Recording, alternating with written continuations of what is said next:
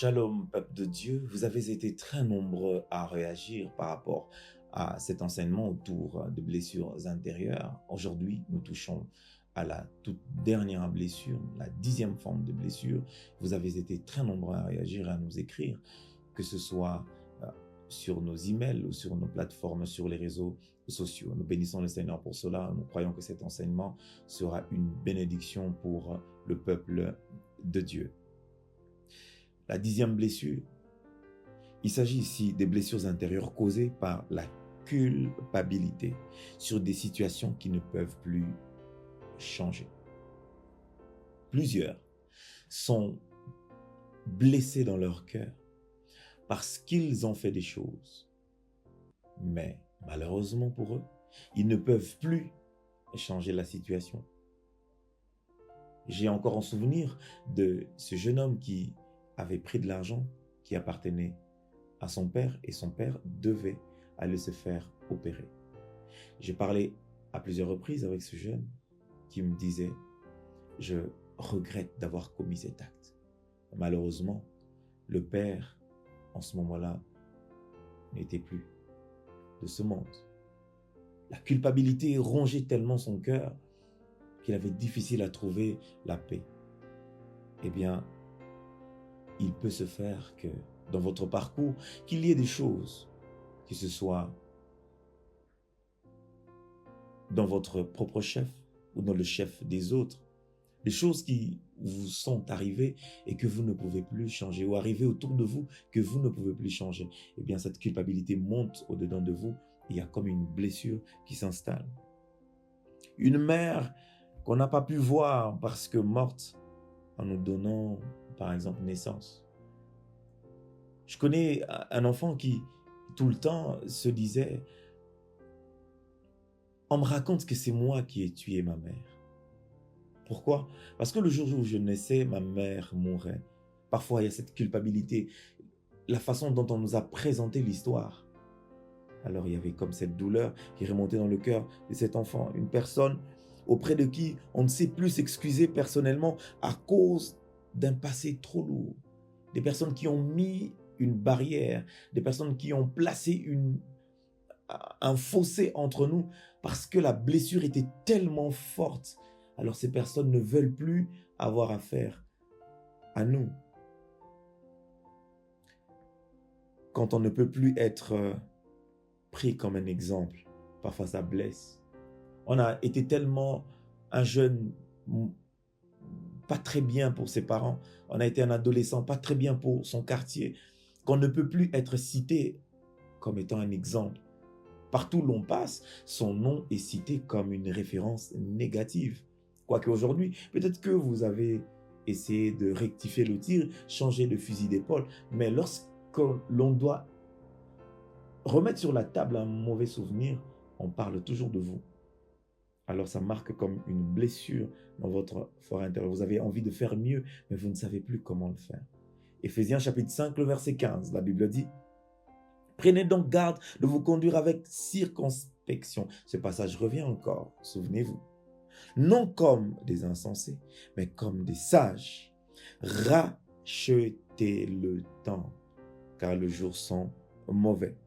C'est pourquoi ne soyez pas inconsidérés, mais comprenez quelle est la volonté du Seigneur. » La volonté du Seigneur pour vous, c'est que vous retrouvez la paix. La volonté du Seigneur pour vous, c'est de vous réconcilier avec lui au travers du sang de son Fils, au travers de la rédemption. La volonté du Seigneur, c'est que vous trouvez de la paix dans votre cœur.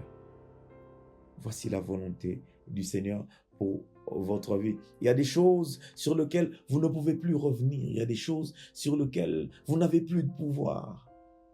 Mais sachez que même dans ce cas le plus extrême, Jésus-Christ vous offre son pardon et Jésus-Christ vous offre ce baume de grâce qui va être placé sur votre cœur et qui va vous redonner de l'espoir, de l'espérance. À quoi ça sert d'avoir un rétroviseur et de regarder tout le temps vers votre passé et de vous rendre compte que vous avez tellement été une gangrène, une carie dentaire pour plusieurs personnes et lorsque vous essayez de regarder futur, de regarder vers l'avant, vous avez l'impression que toutes ces vieilles casseroles que vous traînez sont en train de vous tirer vers le bas. C'est comme un panier à crabes. Vous essayez de sortir, mais vous avez toujours vos souvenirs qui reviennent vers vous et qui vous rattrapent, qui vous ramènent à l'intérieur.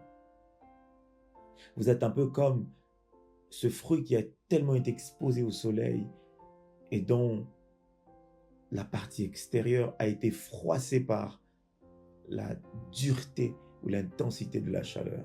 Et vous ne savez plus donner de l'affection, vous ne savez plus donner de l'amour, vous ne savez plus vous projeter vers le futur. Quel que soit votre passé, quel que soit ce que vous avez fait, ou quel que soit ce que les autres vous ont fait, le Seigneur est capable de vous libérer de la charge ou du poids de la culpabilité, de vous libérer et de soigner cette blessure. Ce que je peux vous dire en ce jour, c'est de laisser votre cœur accessible, d'enlever cette carapace de culpabilité pour que la grâce de Dieu vous pénètre, pour que la grâce de Dieu entre et prenne place. Vous devez vous libérer, vous devez enlever ce vêtement à l'image de Bartimée qui a enlevé ce vêtement pour courir maintenant désormais vers le fils de David. Il dit: Jésus, fils de David, aie pitié de moi. Il ne reste pas sur place. Il n'a pas toujours cette carapace sur lui. Il n'a pas toujours ce vêtement sur lui. Il jette d'un bond ce vêtement et il va vers le Fils de l'homme. Il va vers Jésus-Christ. Il dit: Jésus, fils de David, aie pitié de moi. Ceux qui étaient autour de lui le rabouraient. Ceux qui étaient autour de lui disaient, le décourageaient. Mais il allait toujours vers le Fils de l'homme. Jésus, fils de David, aie pitié de moi. Quelquefois, le peuple, c'est l'image de cette culpabilité, de cette mauvaise conscience qui continue de dicter notre présent. Cette mauvaise conscience, cette culpabilité qui continue de croître par le fait que nous avons difficile à donner accès à la parole de Dieu et nous avons difficile à aller vers Jésus. Je nous invite encore à faire comme Bartimée, à jeter ce vêtement, cet ancien vêtement taché, maculé de plusieurs, de sang maculé, de la mauvaise conscience, et de laisser la parole de Dieu nous pénétrer et créer en nous la justice de Dieu qui s'obtient par le fait que Christ est monté sur la croix. Il a payé le prix et nous a acquis une rédemption éternelle. Alors à ce stade, nous voulons donner 5 étapes liées à la guérison d'une blessure intérieure. Quelle que soit la forme de blessure intérieure que vous pouvez avoir, dont vous faites l'objet, un remède important, fragmenté en 5 parties, c'est comme une cure, 5 médicaments à prendre et qui vous aideront, qui nous aideront à reprendre vie et surtout à améliorer notre relation avec le Seigneur pour aller finalement vers ce que la Bible appelle la stature parfaite de Christ. Premièrement, reconnaître sa blessure ainsi que son état de blessé. Il faudrait reconnaître à un moment donné, il faudrait s'arrêter à un moment donné, après une longue marche, et se dire, ça y est, j'ai besoin d'être réparé. Il faut que je reconnaisse que j'ai une blessure. Marc chapitre 10, le verset 47, la Bible dit, il a entendu que c'était Jésus de Nazareth. Et il s'est mis à crier, fils de David, Jésus, aie pitié de moi. Bartimée, dont ce passage parle, et celui dont nous avons évoqué tout à l'heure, cet homme qui était fatigué par sa cécité et qui dit cette fois-là, il faut que je reconnaisse que ça ne va pas. Il faudra que je reconnaisse que je ne peux plus vivre d'aumône. Il faudra que je reconnaisse que c'est le Fils de Dieu qui passe. Il faut que j'aille vers lui pour obtenir ma guérison. Reconnaître sa blessure. Reconnais que tu es blessé. Reconnais que quand on te touche dans ce domaine de ta vie, reconnais que quand on ne gère pas sa relation correctement avec toi, reconnais que lorsque tu es froissé, tu es blessé, tu réagis de telle ou telle autre manière, tu as une blessure dans ton cœur, il faudrait que tu reconnaisses ta blessure. Comme Bartimée a reconnu sa cécité, il faudra que tu reconnaisses que lorsqu'on te touche, ça te fait mal. Lorsqu'on appuie un tout petit peu, ça te fait mal. Il faudrait reconnaître sa blessure. Deuxième étape, reconnaître que l'on a besoin d'aide pour nous en sortir. Plusieurs personnes s'arrêtent à reconnaître qu'ils ont été blessés, mais ne reconnaissent pas qu'ils ont besoin d'aide. Ils se disent qu'ils sont self-made men. Ils sont capables de s'en sortir de par eux-mêmes. Ils sont capables de lire la Bible eux-mêmes et de s'en sortir eux-mêmes. Ils n'ont pas besoin de ta prière. J'ai pas besoin de ta prière. Je n'ai pas besoin d'être assisté par un frère, par une sœur. Je veux m'en sortir seul. Il faudrait reconnaître qu'on a besoin d'aide, qu'on a besoin de Jésus pour s'en sortir. Psaume 22, le verset 22, la Bible dit « Sauve-moi de la gueule du lion. Délivre-moi des cornes du buffle. » Le psalmiste reconnaît qu'il est en danger. Le psalmiste reconnaît qu'il a besoin d'aide. Il reconnaît qu'il est dans une situation difficile, une situation qui nécessite la présence d'un sauveur. Et l'homme, pour que Christ vienne à toi et qu'il te sauve, il faudra que tu reconnaisses que tu as besoin de lui, que tu as besoin de son aide. Jésus, je suis perdu sans toi. Jésus, je suis perdu totalement sans toi. J'ai besoin de toi, j'ai besoin de ta grâce. Seigneur, s'il te plaît, fais-moi grâce. Fais-moi grâce. Reconnaître que l'on a besoin d'aide. Troisièmement, c'est accepter la solution de Dieu, la solution que Dieu propose. Accepter sa solution au travers de sa parole. Deutéronome chapitre 11, le verset 26. Vois, je mets aujourd'hui devant vous la bénédiction et la malédiction. La bénédiction si vous obéissez au commandement de l'Éternel, votre Dieu, que je vous prescris en ce jour. Verset 28, la malédiction, si vous n'obéissez pas au commandement de l'Éternel, votre Dieu, et si vous vous détournez de la voie que je vous prescris en ce jour, vous allez après d'autres dieux que vous ne connaissez point. Nous devons accepter la solution que Dieu nous propose. Et cette solution se trouve dans sa parole. La solution de Dieu ne se trouve pas dans un conseil quelconque. La solution de Dieu ne se trouve pas, quoique Dieu parle d'une manière ou d'une autre, tantôt d'une manière, tantôt d'une autre. Mais de base, le principe directeur est que Dieu parle d'abord par sa parole. Acceptez la solution de Dieu. Acceptez que Dieu vous donne son pardon. Acceptez les principes que Dieu a placés par rapport au pardon. Acceptez les principes que Dieu a placés par rapport à votre guérison. Plusieurs personnes se disent « Ah ben oui, je sais que Dieu a dit telle ou telle autre chose sur tel ou tel autre sujet. » Mais lorsqu'il arrive le temps d'appliquer cette parole, lorsqu'il arrive le temps de manger cette parole, littéralement, nous avons difficile à nous projeter, nous avons difficile à nous laisser poteler, modeler, fuseler par cette parole, par le simple fait que nous avons difficile à accepter. Ah mais non, c'est seulement ça la solution de Dieu pour moi. Ah non, je pensais qu'il me fallait ça, je pensais qu'il me faut ceci ou cela. Non, pas du tout. Il te faut d'abord accepter la parole de Dieu. Accepter le fait que la parole de Dieu a en son sein ce qu'il te faut pour t'en sortir.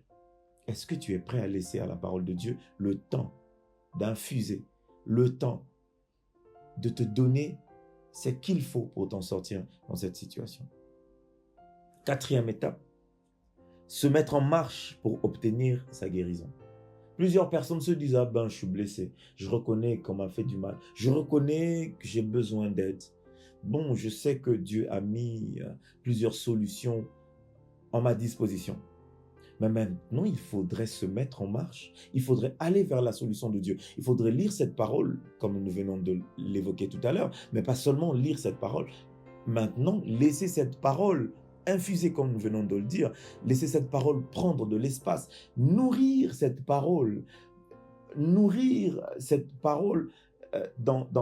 notre âme, laisser cette parole pénétrer notre être, laisser cette parole prendre le contrôle, le règne, le volant, le guidon de nos vies. Laisser cette parole diriger nos vies. Aller vers cette parole. Il y a un mouvement à faire. Marc 5, le verset 27. Ayant entendu parler de Jésus, Elle vint dans la foule par derrière et toucha son vêtement. Il s'agit ici de cette femme qui avait cet écoulement de sang pendant plusieurs années. Elle a dépensé, elle a déboursé son argent. Mais le jour où Christ est là, le jour où Jésus est là, elle sait que ma solution se trouve dans cet homme. Alors cette femme, elle ne reste pas dans son coin en se disant, quand il passera par ici, il me verra certainement. Ou elle ne se dit pas, je vais crier. À la différence avec Bartimée, il y a une différence entre les deux textes. Bartimée, lui, crie d'abord, il crie, il se lève. Et quand on lui dit, il t'appelle, lève-toi, il se lève, il va vers Jésus. Mais cette femme se dit, moi, je n'ai pas le temps de crier. Il faudra que j'aille vers la solution. La solution, c'est Jésus. Alors, plusieurs personnes ont difficile à faire ce mouvement. Il faut que tu ailles. Il faut que tu ailles vers Jésus. Il faudra que tu sortes de ce cocon. Il faudra que tu sortes de ton confort quotidien pour aller vers Jésus. Cette femme n'a pas seulement reconnu qu'elle avait un problème, mais elle est allée vers la solution, vers Jésus. Et cinquièmement, nous finissons par là. Accepter le règne de Christ sur le trône de nos âmes. Nous devons accepter que Christ règne, qu'il trône sur nos âmes. Sinon, rebelote. Tout le temps, il y aura toujours un recommencement éternel. À un moment donné, ça va. À un moment donné, ça ne va pas. Pourquoi ? Parce que Christ n'est pas sur le trône. Par la psychologie, par plusieurs genres de disciplines, on peut à un moment donné essayer de maintenir nos vies. Certaines personnes sont dans des sciences occultes. Ils vont pratiquer le yoga, pratiquer plusieurs sciences, des choses métaphysiques. À un moment donné, vous aurez l'impression que vous planez. Vous avez trouvé une certaine stabilité. Mais vous vous rendrez compte que tant que Christ n'est pas sur le trône de votre vie, il n'y aura pas de paix, il n'y aura pas d'accalmie. Si vous voulez divorcer d'avec votre passé et regarder vers le futur, tout en regardant sur le rétroviseur de votre vie et vous disant « Waouh, je l'ai échappé belle », eh bien la seule solution, c'est que Christ règne et trône sur votre vie. Je voudrais prier avec vous. Dans quel état vous vous trouvez ? Avez-vous besoin de reconnaître que vous êtes blessé ? Avez-vous besoin de reconnaître la solution de Dieu ? Avez-vous besoin d'aller vers la solution de Dieu ? Vous ne parvenez pas par vos propres efforts. Est-ce que Jésus est présent dans votre cœur ? Eh bien, la solution se trouve en Christ. Père éternel, je prie pour mon frère, je prie pour ma sœur. Je demande ta grâce. Jésus, dans le cœur de celui qui ne t'a pas encore accepté, je prie que tu viennes maintenant et que tu entres, alors que son cœur est ouvert. Après avoir suivi cet enseignement, je prie Seigneur que tu déposes ta paix, car tu la donnes comme personne ne peut la donner, même pas comme le monde ne peut nous la donner, nous la procurer. Je prie pour ce frère, cette sœur, qui est difficile à reconnaître, qu'il est blessé, qui est difficile à venir vers toi, qui est difficile à venir vers tes solutions. Père, s'il te plaît, brise son cœur et donne-lui un cœur de chair. Tu dis dans ta parole, je vous enlèverai, j'ôterai ce cœur de pierre et je mettrai à la place un cœur de chair. Donne-nous un cœur de chair. Donne à mon frère, donne à ma sœur un cœur de chair afin qu'elle accepte ta solution et que désormais son cœur se trouve dans la paix. Au nom de Jésus-Christ. Amen. Nous sommes très heureux de vous avoir eu très nombreux à suivre cette série sur les blessures intérieures. Nous croyons que la grâce de Dieu sera abondamment dans nos familles, dans nos lieux de travail et partout où nos intérêts nous emmèneront. Et nous prions que la grâce du Seigneur nous emmène encore à faire d'autres séries d'enseignements et nous croyons que sa grâce se manifestera. Que le Seigneur vous bénisse et que ses bontés, ses bienfaits se renouvellent dans vos vies. Au nom de Jésus-Christ. Amen.